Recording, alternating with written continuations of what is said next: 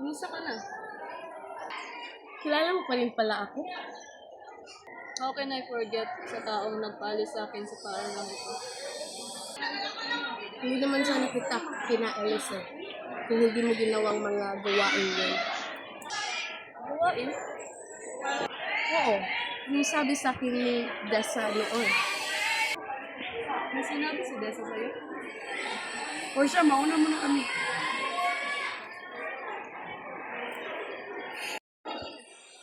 Sinabi ka ba kay Portia? Bakit ang hirap ng lamangan? Ha? Kahit anong gawin ko, ikaw pa rin ang magaling. Hindi na nga kita pinatapos ng college. Kung magawa ka pa talaga ng paraan para tumaas. Kala ko ba magkaibigan tayo? Kailan hindi kita tinuring na kaibigan.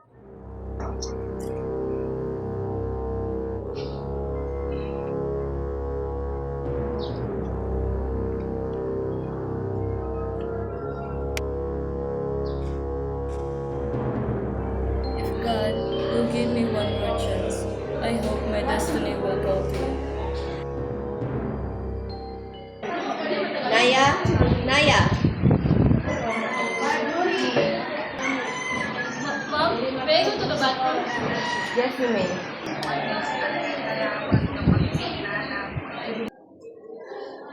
BTS? 2014 pa yun ah.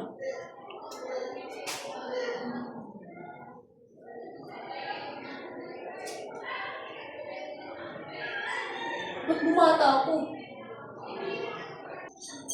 Bumalik ako. Bumalik ako. Pero bakit?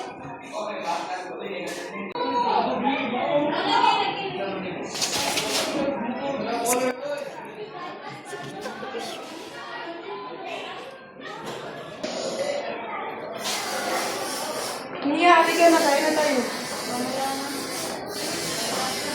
Yes, pala na siya po Talaga? Yes.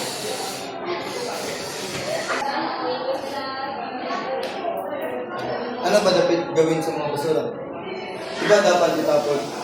Kaya, huwag mong kukupinan yung mga basura. May dapat po, makanaya. Parang mag-iba siya. Naya, sabi ni Dessa may nagbago daw sa'yo.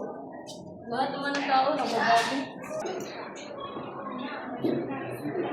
Ito ba ang bagay niya? Ano po? Sige na?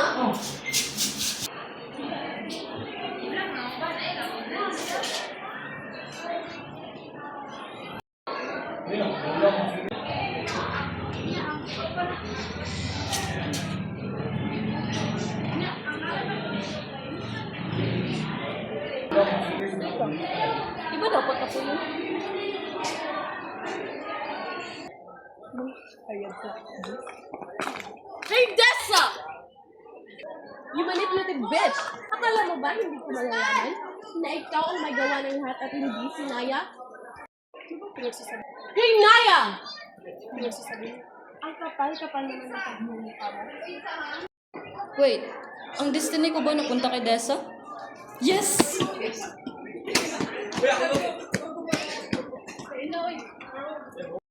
Paano mo ba mapapaalis yung Dessa ngayon dito sa eskwela? According to my mom, of course. Kasi siya naman may-ari dito, di ba? Napaka-manipulative talaga ng babae. Dapat na talaga mawala. Hello, Mom? I want this girl, Dessa Montenegro, out of this school now. Why is this bitch here? I thought you're already expelled in our school. No, expelled.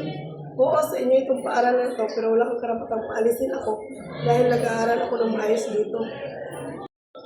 Sa'yo na nga nanggaling, di ba? Sa amin tong eskwelahan ito.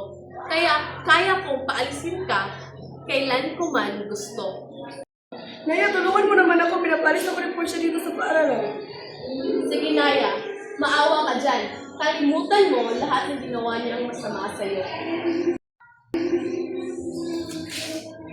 Umalis ka na kung ayaw mong Palalagayin pa kita palabas.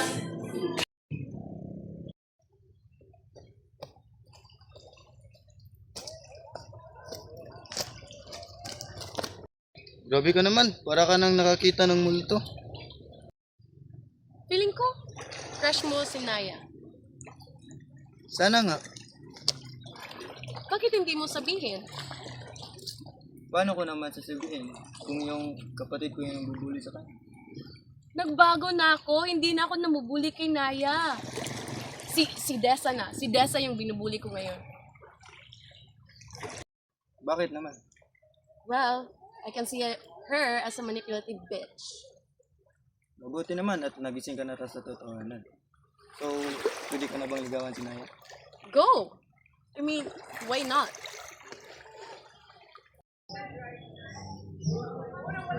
Lalim ng iniisip mo, ha? Di ba sabi ko nga sa'yo, di ba lahat ng basura dapat natapon?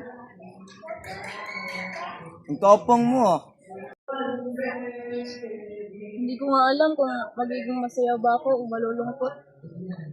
Yun lang pala eh. Tara, samahan mo ako. May pupuntahan tayo doon. Siguraduhin ko, maging masaya ka ron.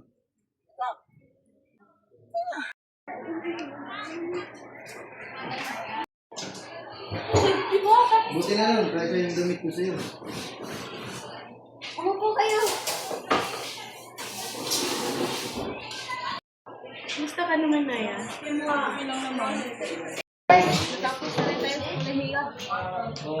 Ay, parang 10 taon na yung nakalipas.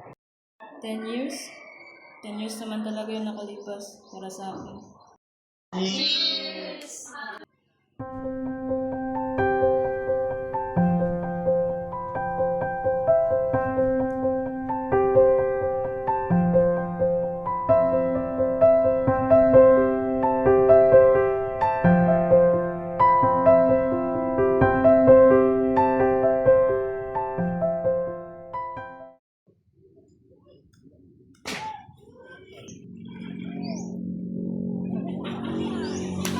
Everything happens for a reason. Pwede bang makiupo?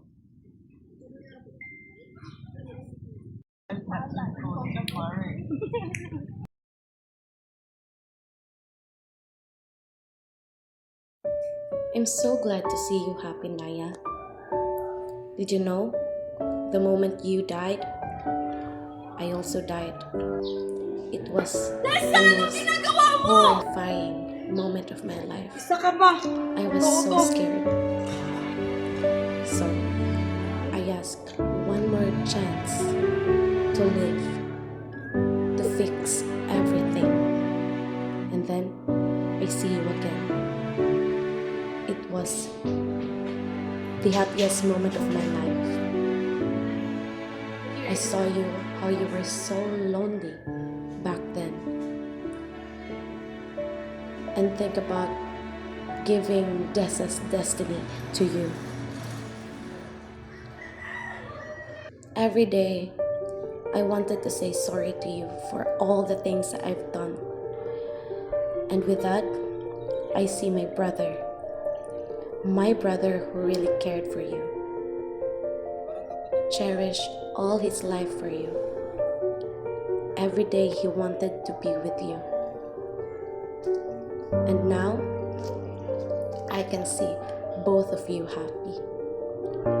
I hope you can forgive me from all the things I've done. And if you're thinking about Dessa, she died.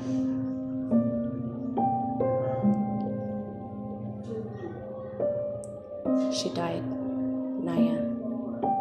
Not everyone have a happy ending. But it doesn't mean the ending we want wasn't